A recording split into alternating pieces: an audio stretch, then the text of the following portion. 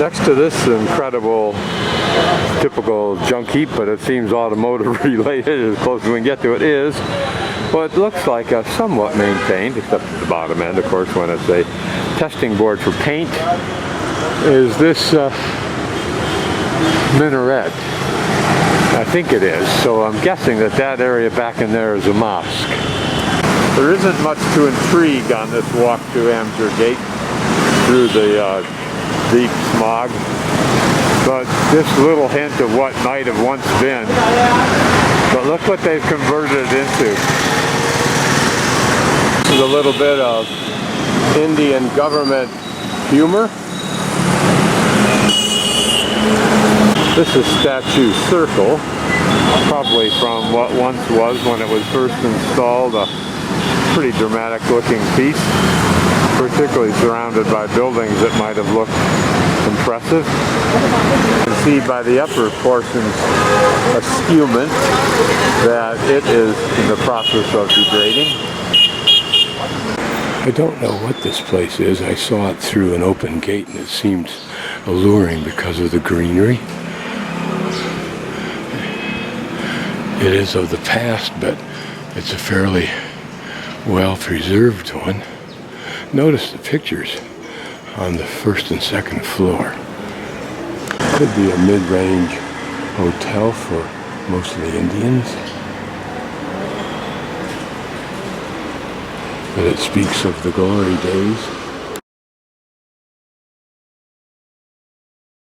I believe is Sanganeri Gate, A-M-J-E-R. And like extracting DNA from dinosaur bones, we'll walk through here and try to extract what we can of history.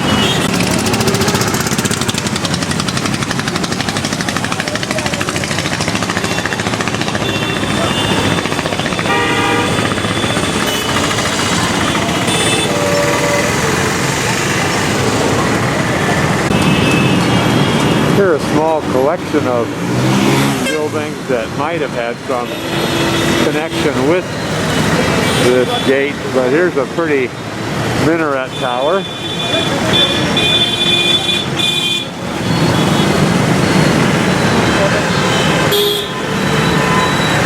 That's the intersection from the gate, this mosque. It looks like a mosque, maybe it's just a Hindu temple, I guess that's what it really is. This is the front right side of the gate area.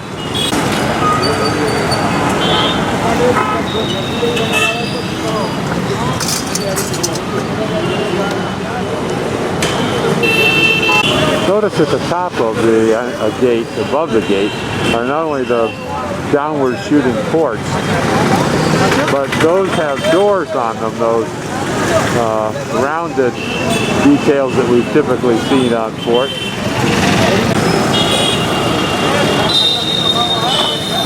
You wonder if these massive doors ever really were closed. The inside of the gate isn't that terribly impressive. It's just the same motif as the other side. Even these chickens are terribly unimpressed. If you look closely, you can see maybe 10 of these little kites being flown. Whether they're being flown by children or adults, I don't know. We're at number 1 right now, which is Sanganeri. We're going to go to number 2, 3, 4, and 5 next. And I think we do it inside the walls, or what once were the walls. We'll see. So we're going to Babu Bazar, which is principally shoes. So Babu Bazar for shoes, then Sanganeri Gate, then Johri Bazar for jewelry and glazed, Minakari, and then Jama Masjid, and then we'll duck into an archway between 145 and 146 for sequin shawls and saris. Let's go. And Jaipur is known as the Pink City because of this kind of color. This is the bazaar, Babu Bazar, and probably it's a reflection of once in the past when there was a more modest set of bazaars here, but perhaps more authentic. They weren't lying. Shoes. Above our names Most of them in Indian, but a few in English, and I suspect that's because those people hope to appeal to either tourists or expats who live here. Never seen one quite like that. Just shoes, it's like any other bazaar, absolutely everything. It's just going to be a predominance of shoes. You wonder if in the old day it was just shoes. To pick out the past from the bombed out present is very much like DNA hunting from dinosaurs. You hunt all the dinosaur chunks you can for all the little scraps and pieces, hoping that someday virtual reality people will take all the facts that have been accumulated about this old culture and put it into something spectacular that brings it all together. And we can actually almost see the past. Some of those bracelets that lady made. She makes them on those rings and then puts other things on top. Pretty blouse, isn't it? Man represents the irony of this culture. Beautifully dressed, and yet around us, surrounded by swill.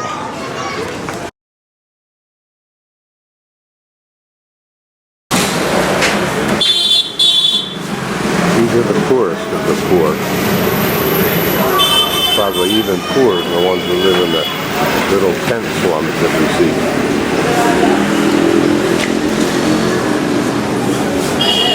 Notice the happiness in that child. It simply does not know.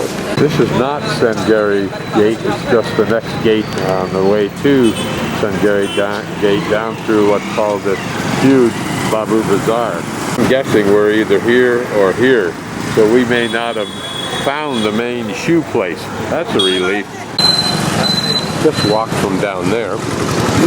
Notice that in the day and probably, and certainly now, this bazaar continues right to that main street that's outside the city walls, or the original city walls, and then continues down here. I'm assuming for quite some distance. You can see it yourself. Reason for a woman with money to be undressed here. Styles are fantastic. Doesn't clue what the inside of homes look like when you see how women dress and you see the kinds of things that they'll decorate their homes with. Almost makes me want to have a beautiful woman so I can dress her. Isn't that beautiful? Almost looks Spanish, doesn't it?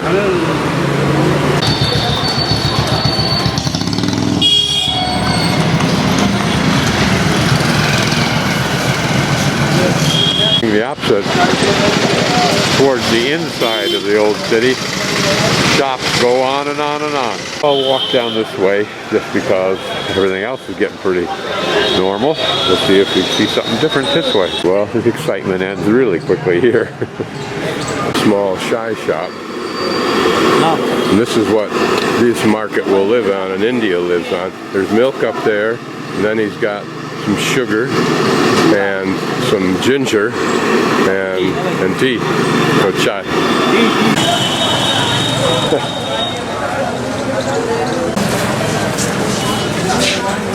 For children, little vests.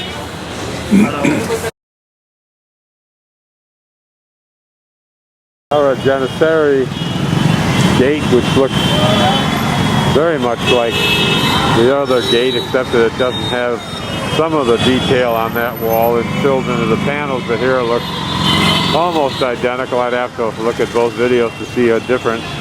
Standing just inside that gate, seeing nothing particularly interesting except for that building, which within its day might have been quite spectacular before there was this chaos of current India. There from where we've come.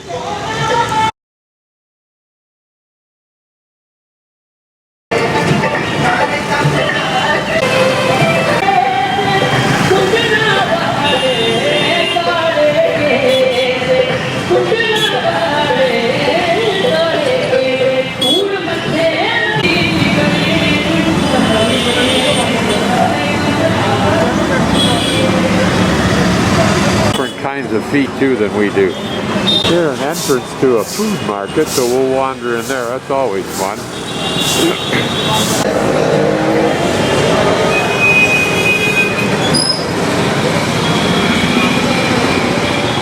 Notice that building farther down, how pretty that is. Boy, this just reeks of history, doesn't it? Almost shatters and traumatizes the brain as it tries to figure out what was it like in the day. It's medieval as I walk through here, it seems like. Look at this little tower type balcony is that? Imagine when that was a Haveli. You can see some of the carving up on top, some of the remains. And here a chalice that remains so that you had air infiltration and women could look about. And here another tower type thing. Imagine when that was first built, how the owner thought, boy, are they going to look at this building and awe. That was a time long ago.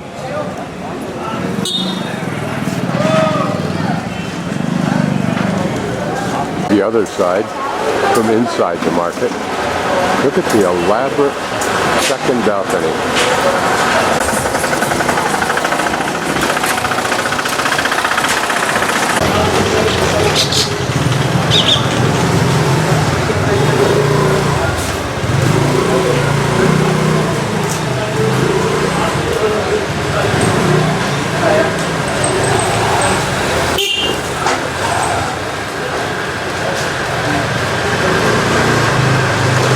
Just started to notice that some of the buildings across the street once had some very pretty embellishment on them. Perhaps not that long ago.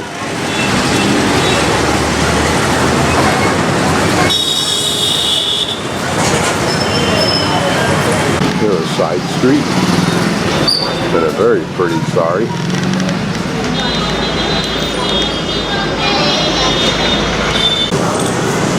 Looks like they just keep cannibalizing what falls down in here.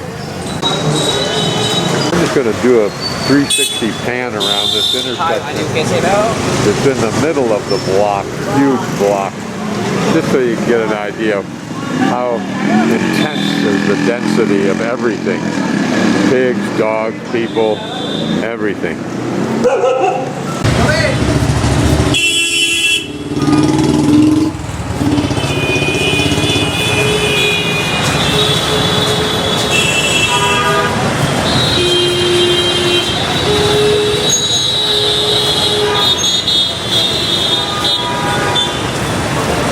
Saw this cow screaming at his owner earlier today, asking, why am I chained up and all the rest of these guys all over India get to roam around free? He was really ticked off.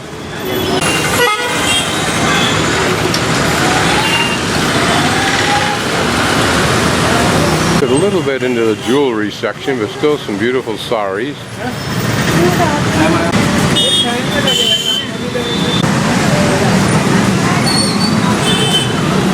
Slip down this side street for what's supposed to be some saris and sequin jewelry and that sort of thing. So we'll see what we see. I don't know what he is, but a vendor of some kind of fluid thing. Be supplying these tea guys with milk. The remnant of an old, interesting entryway. This lady here will beg. Anyone with a child will beg. Just pretty beaded work. An old Hindu temple, you can tell from the two elephants and the monkey. And up here, more Havelis. Notice how that monkey plays so glibly amongst those wires. I wonder if they ever get electrocuted. Let's use this as, I think, pounding stone for grinding up something. So far the street is just one colossal pile of stores selling anything and everything dealing with fabric and with jewelry and with anything else. Interesting to look down this dark, tight little alley, so we will explore this one. Not even smart enough to remove motorcycles from here.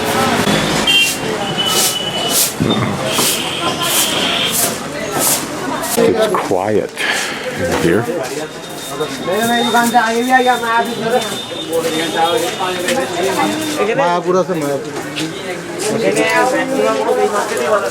This is called brocade.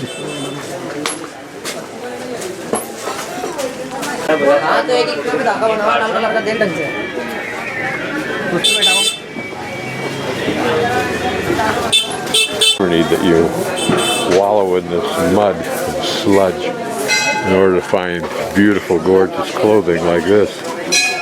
Epitomize India. Drama in the midst of sludge coming from other parts of Asia. In the innards of a block now, it is just alley after alley of what you're seeing. And if it's not, it's filled with storage and other support things. But shopkeepers don't come here and buy what they want for their shops too. We'll exit out of this really tight and dense fabric area. Upon a time, it might have actually been a very pretty intersection, and could be, of course, if the government ever chose to do it. But all we get here is a typical chaotic maelstrom of Indian life.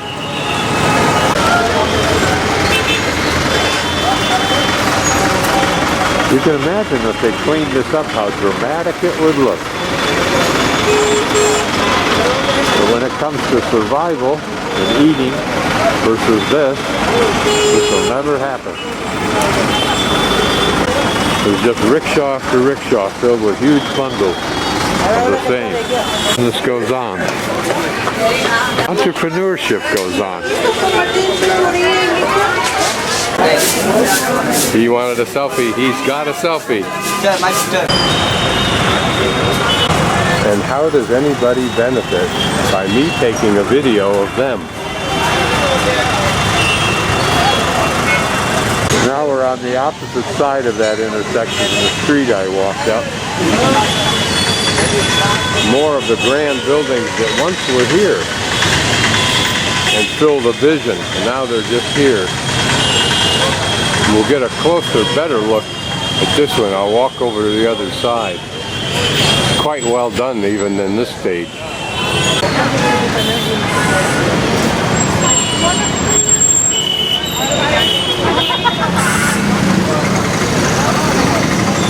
Maybe Palace of the Winds over there. I guess I better go over and see what's inside if I can get in there. Whatever it once was, now a school of course, but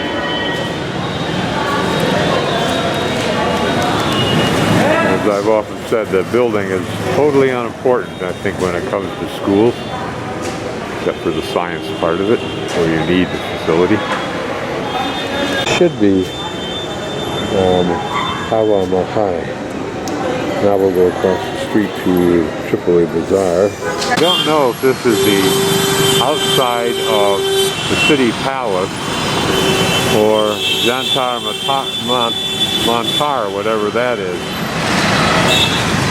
I'm going to cross the street, go back up that way around the corner and inside an entryway that looks like it led to a very large, interesting area. We'll see.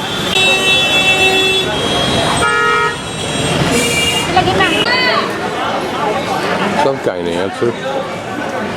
Directly behind here is that beautiful big facade we saw.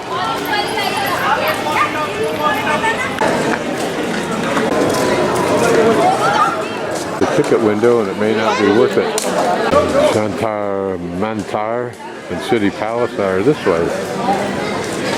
Just walked outside of that complex. Don't know where the City Palace is. Signs seem to say this way, but it's very limited English. This looks like we're entering into something that was substantial, but when we do, we exit there. So we'll see. I'm looking for Jantar Mantar, which is the observatory tower. Space Star Observatory Tower. This is pretty. Somewhere in the midst of these buildings, which I think were the city palace somehow, there's another elegant gate down there.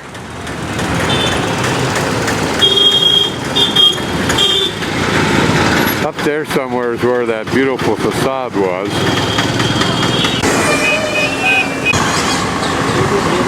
You see a lot of this in India. Maybe the Jantar Mantar, but I'm getting a little burned out on wandering in this chaos.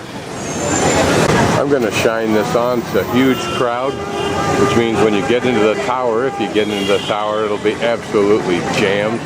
Not worth the effort. I'll get it off of YouTube. I'd have known this guy was here. He's dyeing clothes black. And I could have my shorts dyed black. We're now at Choti Chapar intersection that you see there. And we should continue on down that way until we hit this street here and down and then go to here. But let me double check and see what we're going to see. That's a refreshingly true pink color. Refreshing from this now getting to be boring and maudlin and almost mordant orangey, whatever that is. Walking down the street right above the left edge of my thumb, it's parallel to Chandipur Bazaar, to come out to Chandipur, which is right there. And then I can find my street that goes down to the metro station. The girl was very much afraid of just me.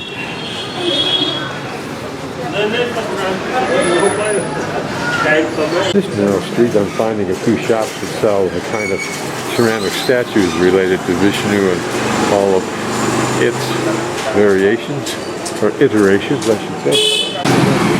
Some may be out of marble, probably most out of cement.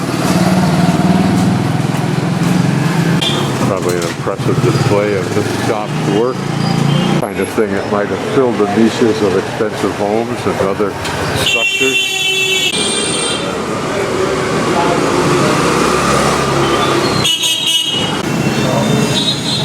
The secondary but important street, obviously, leading up to that main drag. I think I still have to go farther to intercept the street that I want. What this is, unless it's that kind of carrot stuff that's chopped up. No mask.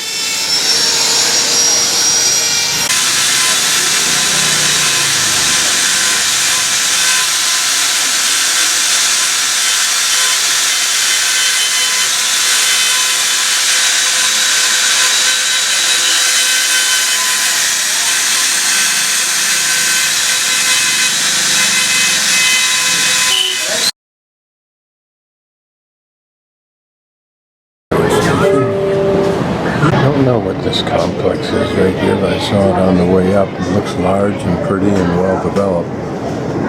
Probably a hotel. Or it's a big complex. Maybe a former palace.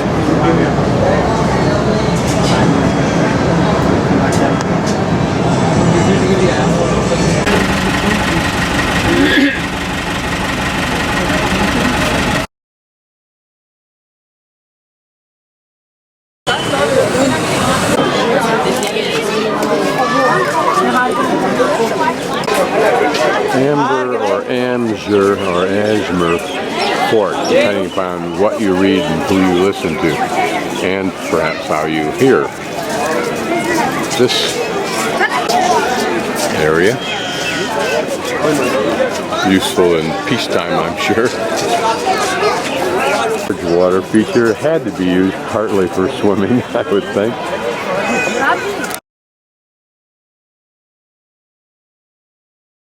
Just a pan so we can kind of orientate. Like the Great Wall of China, those walls rise up not only facing us, but then left to right, which is interesting. And very much like the Chinese wall, it follows those ridge lines. And now we begin our trek up. just come inside the palace and slash fortress area. We'll look for that which is interesting because as quickly as I can, I want to get up to there.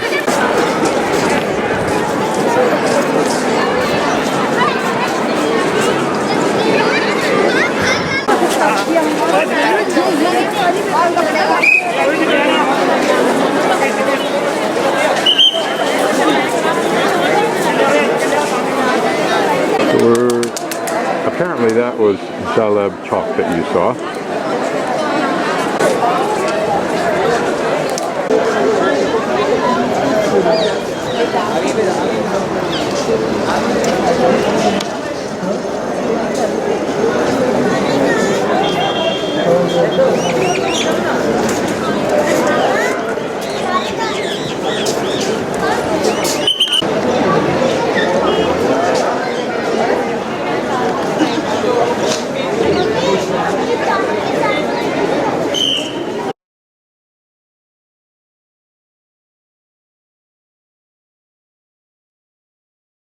But I do want to get a little bit closer look at this. I call it iconography. It's a very light motif.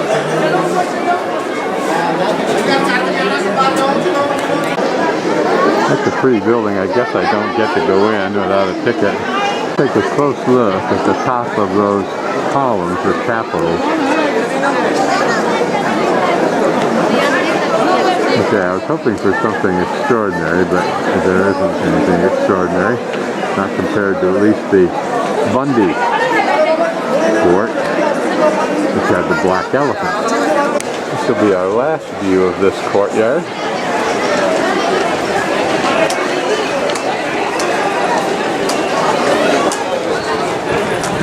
Stabled the horses, or the camels, I'm not sure which, or the elephants, I'm not sure which.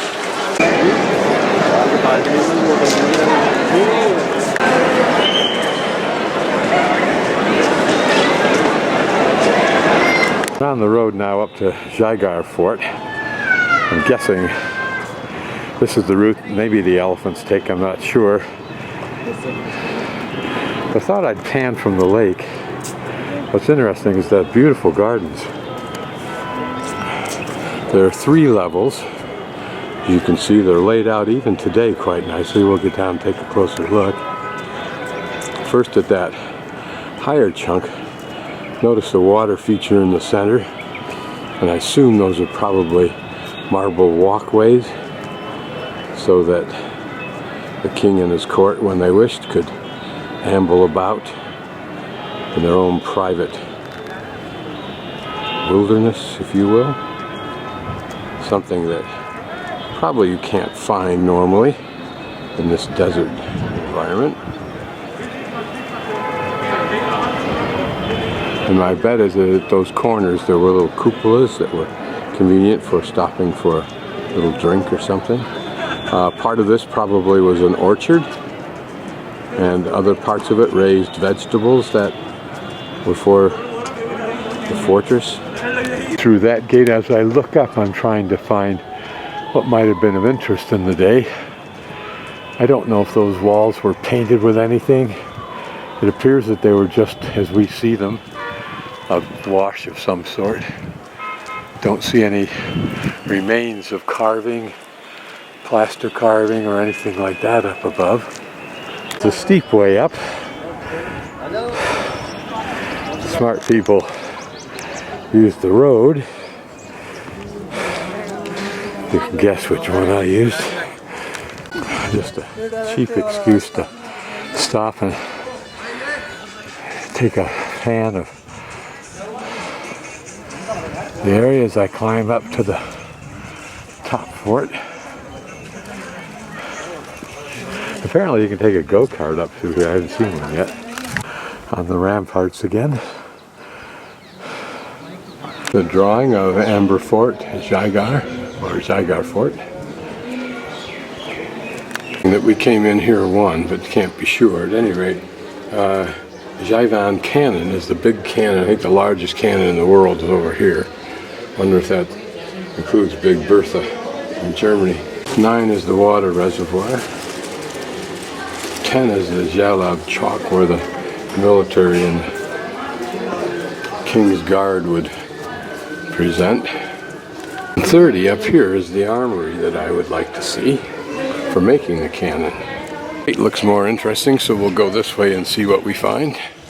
Oh, we're right at the cannon foundry now, so when we get done here, we'll go back and look at that map, see if we can orientate. This is just simply a red whitewash. It's interesting because you wonder, like the grinding holes of the Southwest American Indians, does this have some similar analog? There's a sign that says Cannon Foundry, so we'll go here.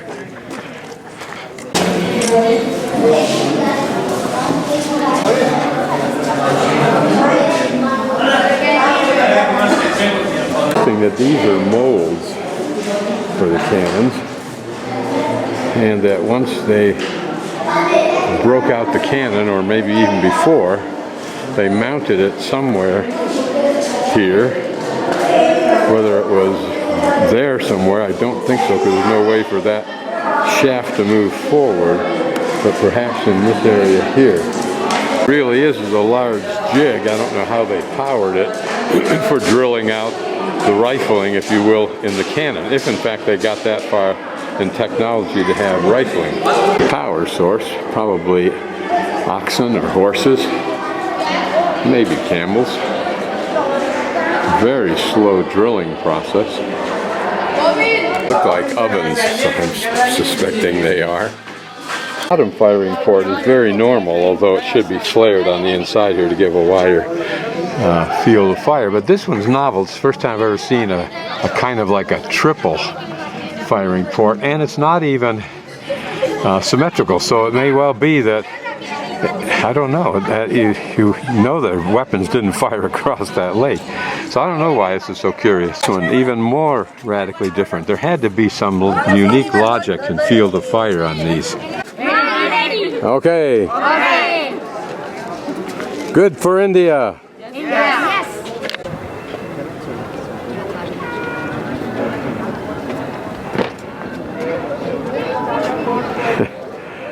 Take an isolated picture of one of those walls and it would be China. We find some explanation of how this foundry actually worked. Now what we're looking at is a deep pit. Notice it has got truncated square corners. There was once, it looks like an arch there, but now it's down to that little arch there. And then that slot right there goes into what I thought was an oven. And then you have to ask, what are these two holes up there? Were those air vents? You can see them through this glass. I'm guessing that these are the implements of the trade. You can see there a little spoon, a big spoon, a rake, pincers to grab onto a pieces of hot metal, like spars, although I don't know. I don't know what these are, but they look like spars for something. Maybe they're part of that mechanism for power. They're a grinding wheel over there, I think. Square might have been pretty in the day. Who knows? It might have been very utilitarian as it is as uninteresting now. Look like devices for making holes where you put a die or something, or for creating screws. See this first one? Has that little block in it. Let me get in there Okay,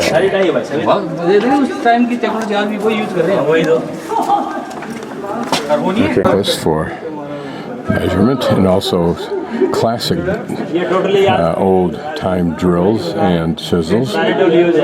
And there's some large rope. When these were new, one or more people were intimately involved. This is what they did every day. They worked with whatever this thing does. It was their life. Picks and hoes normally used for just dirt work and for knocking apart some of this crumbly rock. The old chest is interesting looking. Who knows what its purpose was? Look at all the inlaid work that's there. Much of it's fallen out now. There might have been different kinds of fasteners,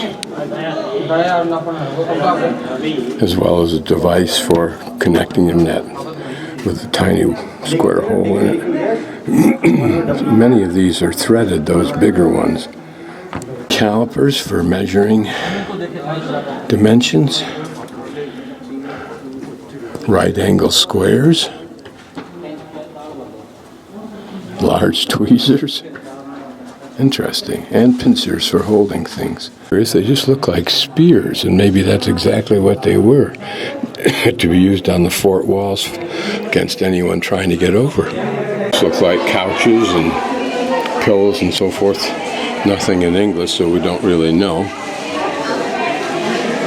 English, so I can't tell, but these might be some kind of projectiles. Suggesting these are drill bits, and that's a big giant die. I hadn't thought of that, but they're very long, so that works. Here's a model of how that drill system worked. Notice that turning part up on the left, but notice down below in the center there's a gear, then another gear up on top, allowing that shaft to turn, which would have used these bits to start drilling out whatever that cannon was made out of, presumably brass. It's a pretty little entry area into the armory. The ceiling above those cannon forms that we first saw. Here's a picture of the big cannon. When I say biggest, I'm not sure in what context they mean that, but it's cannon from the Turks that allowed Babur, the first real ruler of a combination Mughal and Muslim unity, if you will, or empire. So notice this, what do you call it, a howitzer?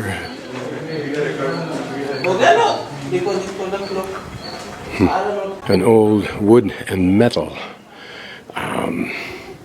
rickshaw type thing that would have been attached to a horse. More like, we might call it a surrey or something like that. The driver sat in the front and the two passengers, or one, sat in the back. Here just a wagon.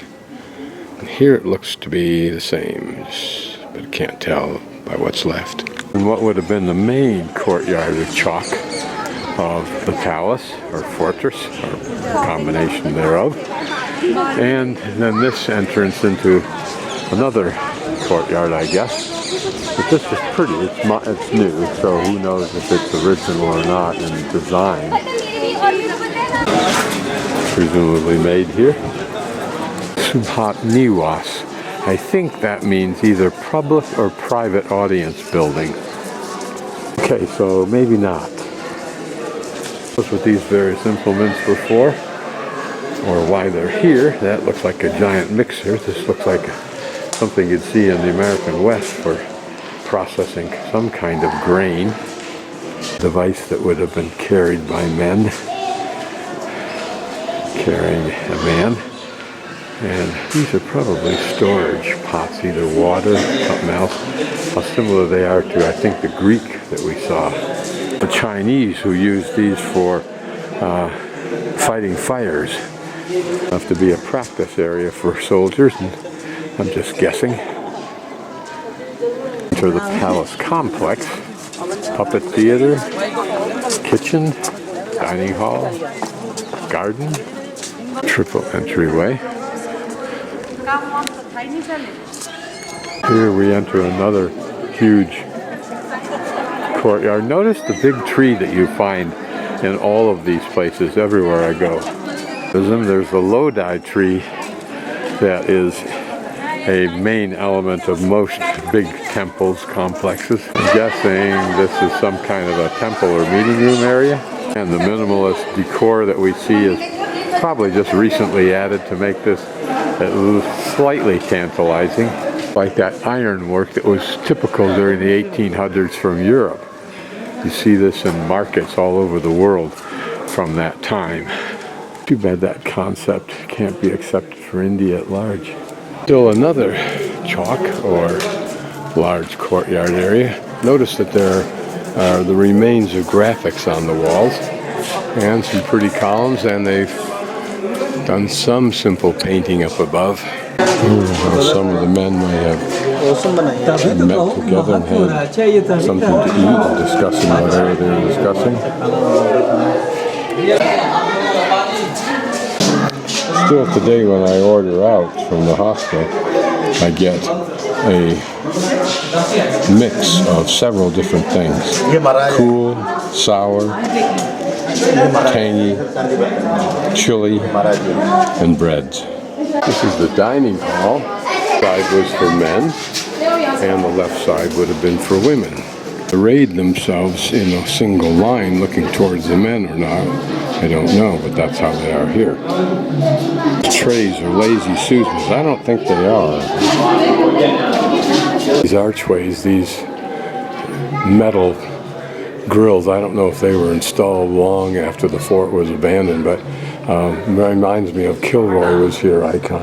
Like it might have been the kitchen, but there's some men, looks like they're getting ready, rolling out some chapati and maybe cooking something. Nothing here that we haven't seen before except for those pieces of black metal that are sticking up on either side of the grinding stone that woman is using.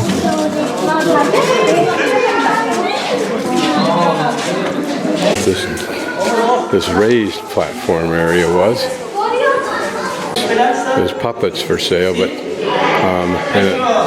he's more than willing to have him get up and do that, which I can pay for, but I won't do. Whether this was actually the puppet room in the day, who knows? Now this architecture in this palace seems to be very heavy, very blocky. Maybe they diffused that by having elaborate wall paintings, but these probably would not have been such paintings. I'll just pan across this so we can see it. Notice the array of mountains. They're a very pretty little lake. Go down and take a look at that.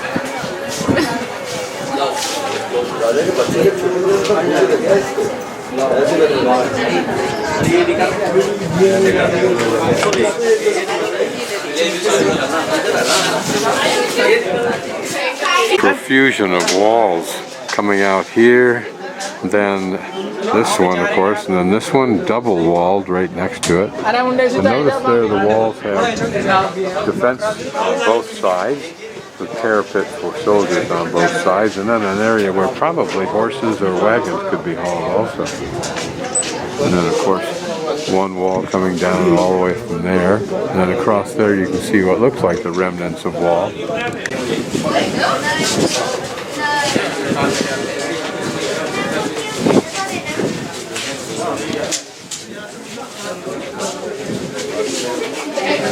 Almost the highest level is this beautiful park, and it must have been spectacular in the day when those water features were completely filled with water, and maybe even functioned as a method for watering other areas in this complex. I wonder how they got the water up this high.